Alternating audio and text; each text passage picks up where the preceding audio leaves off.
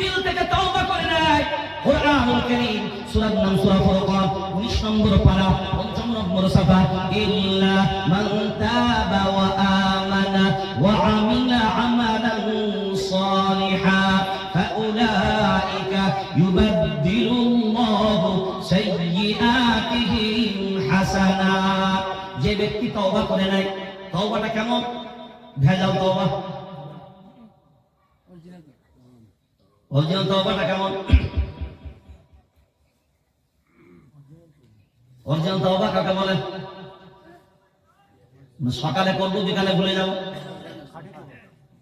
খাঁটি তওবা মানে ইয়া আইয়ুহাল্লাযীনা আমানু তুবু তুবু তুবু তুবু ইলাল্লাহ, আল্লাহর কাছে তাওবাতান নাসুহা, তাওবাতান নাসুহা। হ্যাঁ, ভেজাল তওবা নয়। যদি খাঁটি তওবা করো অবশ্যই, কথা বলো, অবশ্যই কি খাঁটি তওবা করো অবশ্যই ক্ষমা হবে। ইল্লা মান তাবা, যে ব্যক্তি তওবা করে নেয়, ও আমানা ঈমান এনে নেয়, ও আমিলা আমালান সালিহা, নেক আমল শুরু করে দেয়, আমি আল্লাহ তাদের জন্য জানিয়ে দিলাম, ও আমিলা আমালান সালিহা ফাউলাইকা ইউবাদদিলুল্লাহ সাইয়্যাতিহিম হাসানাত। এই যে মোবাইলে ফরম্যাট মারে না, কি মারা বলেন ওটাকে? সবাই জোরে বলেন ফরম্যাট। আচ্ছা, ফরম্যাট মেরে দিলে কিছু থাকে না, সব ডিলিট, জোরে বলেন। তো এখনকার ভাষায় যদি তাওবাতান নাসুহা ব্যাখ্যা করতে হয়, তাহলে বলতে হবে দিল থেকে ফরম্যাট মারো। কি মারো? জোরে বলেন না, কি মারো? ফরম্যাট মারো। এখন ফরম্যাট যখন মারলেন, ডিলিট যখন করলেন, আর কিছু মোবাইলে, জোরে বলেন, নাই। এবার পুরো মোবাইল গ্যালারি পুরো খালি, গ্যালারি পুরো খালি। কিন্তু মজার জিনিস হলো, ফরম্যাট মারার পরে খালি হয়ে যাবে অটোমেটিক, কিন্তু মোবাইল ভর্তি হবে না। আর আল্লাহ বলছেন, শোন, ফাউলাইকা ইউবাদদিলুল্লাহু সাইয়্যাতিহিম হাসানাত ওয়া কানা আল্লাহু গফুরুর রহিমা। আল্লাহু আকবার বলেন। একটা বলেছে গফুর, একটা বলেছে রহিম। একটা হলো গফুর, একটা হলো রহিম। আল্লাহ বলেন, শোন, মোবাইল তো ফরম্যাট মারলে অটোমেটিক ঢুকবে না, কিন্তু আমি আল্লাহ আমার কেরামতি দেখ, আমার নাম গফুর, আমি আল্লাহ ডিলিট মেরে দিলাম তোর জীবনের পাপগুলোকে, কিন্তু আমার গফুর নামের সাথে সাথে রহিম নাম যেহেতু যুক্ত করেছি, আমার রহিম নামটা এমন, তোর যে গুনাহগুলো তুই ডিলিট মেরেছিস, এই গুনাহগুলোকে আমি আল্লাহ নেকি দ্বারা আপলোড করে দিই। জোরসে বলো না ইয়ার, সুবহানাল্লাহ। নেকি দ্বারা কি করে দেই? নেকি দ্বারা কি করে দেই? আপলোড করে দেই। নেকি দ্বারা অটোমেটিক ওই গুনাহগুলো কি হবে? ফিল্টার হবে। ফিল্টার মেশিন আছে না এখন? নোংরা পানি দেবেন, কি হয়ে বেরোবে? যারা বলেন, হ্যাঁ, এই যেমন ফিল্টার, আল্লাহ বলেন আমার বান্দারা যদি তওবা করে নাই, ফিল্টারের মতন আমি আল্লাহ তাদেরকে এইভাবে করে স্বচ্ছভাবে, তাদেরকে স্বচ্ছভাবে আমার সামনে দাঁড় করিয়ে দিই। এবার দেখা গেল ওই মহিলা চোখের পানি ফেলতে ফেলতে এবার বলে, বাইজি গোস্তামির কাছে বলে, হুজুর, আমি এইরকম খারাপ নোংরা মেয়ে ছিলাম, এই জায়গা থেকে আমি কি করে ফিরে আসতে পারি? আল্লাহর ওলি তখন জানিয়ে দিলেন, তুমি যদি তওবা করে নাও, এই চোখের পানি তোমার কোনো নরমাল নয়। আল্লাহর ভয়ে যখন তোমার চোখের পানি এসছে, তোমার সব গুনাহগুলোকে আল্লাহ নেকি দ্বারা রূপান্তরিত করে দিয়েছে।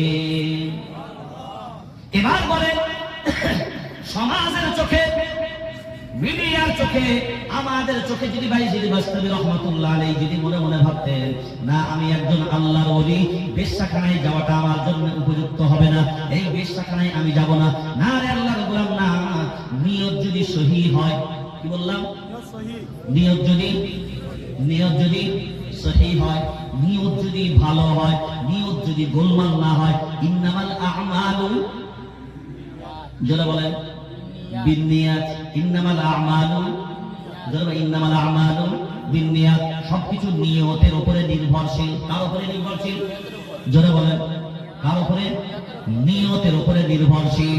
এবার যদি আপনি লক্ষ্য করে দেখেন, হ্যাঁ, দিনকে দিকে পৌঁছানোর দায়িত্ব কিন্তু আমাদের।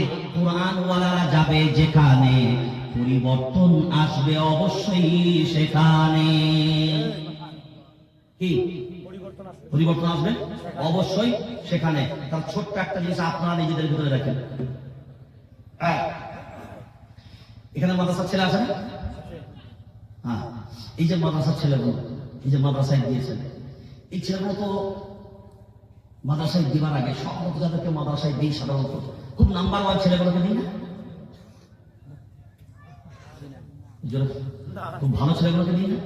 যেগুলো ব্রেন ভালো, পড়াই ভালো, আমল কায়দা ভালো, সেইগুলো কি বেছে বেছে মাদ্রাসায় দিই, তাই তো? যেটা বলে কোনগুলোকে মাদ্রাসায় দিই? যেগুলো স্কুলের MA MCom হেডমাস্টার, তিনিও সামলাতে পারছে না, ক্লাস 3-তে 3বার ডিগবাজি। তিনি বলছেন সলিমুদ্দিন ভাই, তোমার 2 নম্বরটাকে আর সাইজ করতে পারলাম না, এনে এবার নিয়ে যাও। ক্লাস 3-তে যদি 3বার ডিগবাজি খাই আর কি করবো? MA MCom তিনি পারলেন না, তার মা সেও সামলাতে পারলো না, বাপ পারলো না, পাড়া প্রতিবেশী পারলো না। কারণ এ তো নর্মাল যন্ত্র না, যন্ত্র তো যন্ত্র, এ মতে নর্মাল মতে না, গাছে চেপে লোকের ঘাড়ে মতে। যখন গোটা গ্রাম পেরেশান, সামলার কোনো উপায় নেই, মুরব্বীরা বদদোয়া করছে, আল্লাহ এত লোকের মরণ হয়, সলিমুদ্দিনের 2 নম্বরটার মরণ হয় না। মানে এত জ্বালা। যখন আর সামলাতে পারে না, তখনই দেখবেন রাত্রের বেলায় গিন্নি তুমি বসতে পারে, কইব কি হয়েছে, শোনো না কি হয়েছে, তো এইগুলো আমার সঙ্গে যাও না কেন, পুরো আপনাদের দিয়ে দেয়, তারা দিয়ে দেয়। কোন পোলাপানটা? 2 নাম্বারটা। এবার 2 নাম্বারটাকে নিয়ে এসছে, তো 2 নাম্বারটা যে এত যন্ত্র, তো হুজুরও বোঝে না। বাপ নিয়ে গেছে অফিসের দরজার বাইরে দাঁড়ানো, বলছে সলিমুদ্দিন ভাই কি ব্যাপার? বলে হুজুর ছেলেটারে নিয়ে এসছে, পোলাটারে নিয়ে এসছে, সামলাতে পারি না, তাই হুজুর আপনার দরবারে নিয়ে আসলাম। এবার তৈবুর রহমান সাহেব বলছে ঠিক আছে, তোমার পোলাকে ডাক দাও, ডাকো। তার বাপ ডাকছে, বাবা ইংলিশ। কি বাবা ইংলিশ? আপনি হাসলেন, কোরআন থেকে নাম না?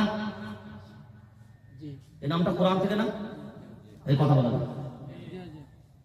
ইবলিসের নাম কোরআনে আছে, কোরআনটা পবিত্র না অপবিত্র? জোরে বলেন। জুয়ার নাম কোরআনে আছে না নাই? কোরআন পবিত্র না অপবিত্র?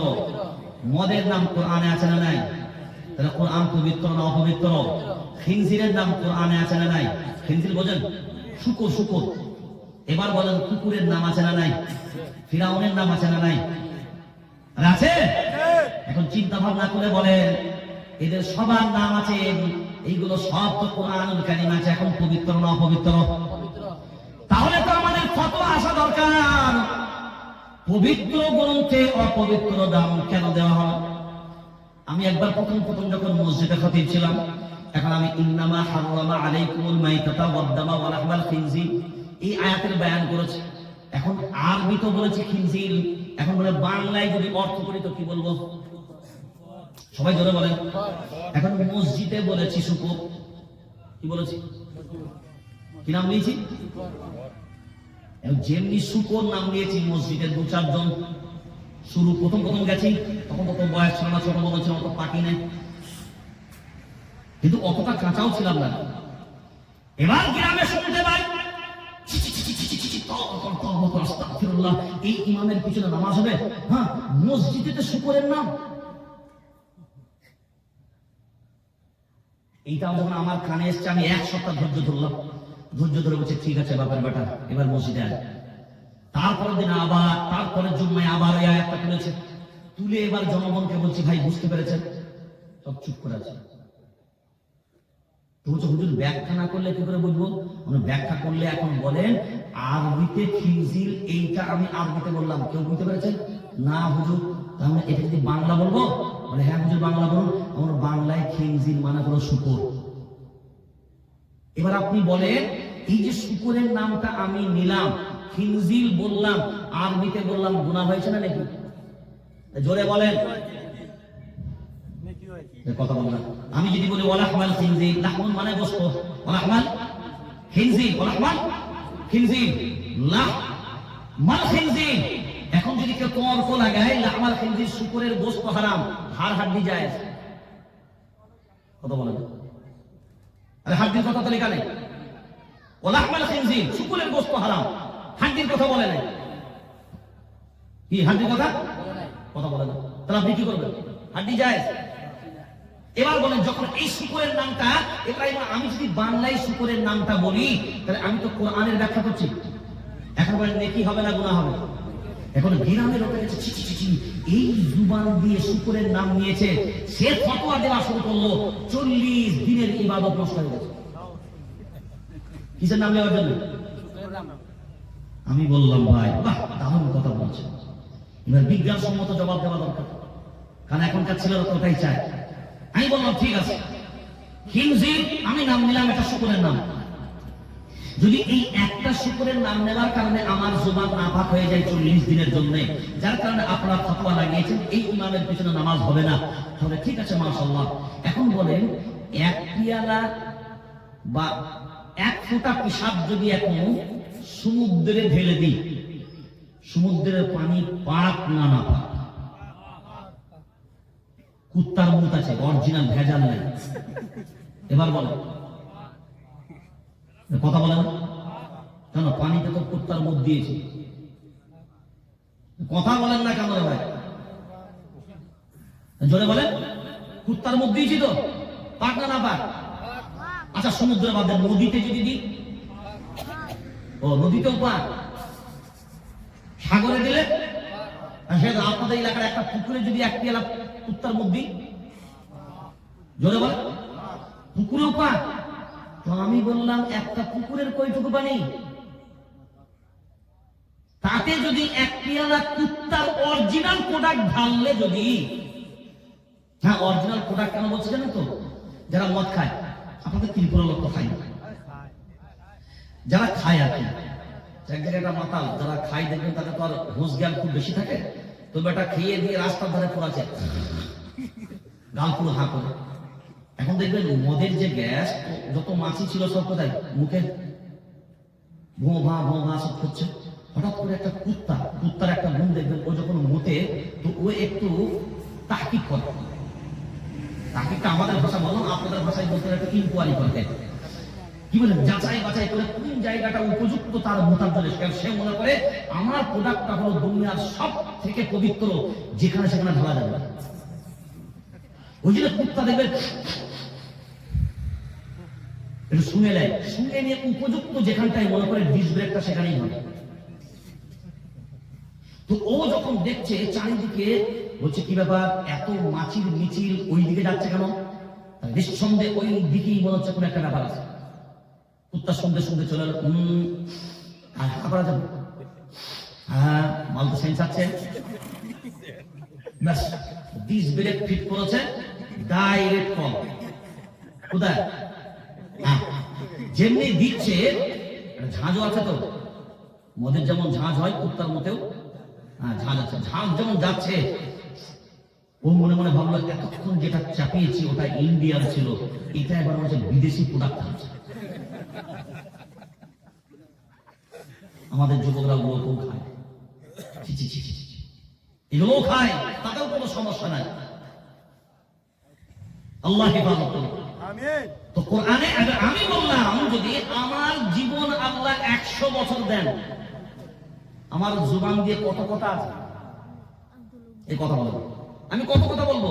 আমার এতগুলো কথার ভিতরে যদি তোমার মনে হয় একটা কথা তোমার জন্য যদি অপবিত্র মনে হয়, তার জন্য যদি তুমি বলো 40 দিন আমার জুবান অপবিত্র, আমার পিছনে নামাজ, প্রথম অপবিত্র তো কোরআনুল কারীমকে ঘোষণা করতেন। কথা বলেন, ভুল বললাম না ঠিক? আপনি ঠিক বললেও ঠিক, না বললেও ঠিক। আমার তো বর্তমান সমাজে এটাই আমাদের অবস্থা, যে আমরা প্রকৃতপক্ষে যাচাই বাছাই না করি প্রত্যেকটা জিনিসের সিদ্ধান্ত গ্রহণ করি। প্রত্যেকটা জিনিস হলো মাদি, হাল, মুস্তাকবিল, মাদি, হাল, মুস্তাকবিল। শুনে রাখবেন, ফতোয়া হয় মাদি, হাল, মুস্তাকবিলের ভিত্তিতে। কারণ আপনি শুধু শরীয়ত দেখেই ফতোয়া মেরে দিলে হবে না, ফতোয়ার আগে কারণ জানতে হবে। এখন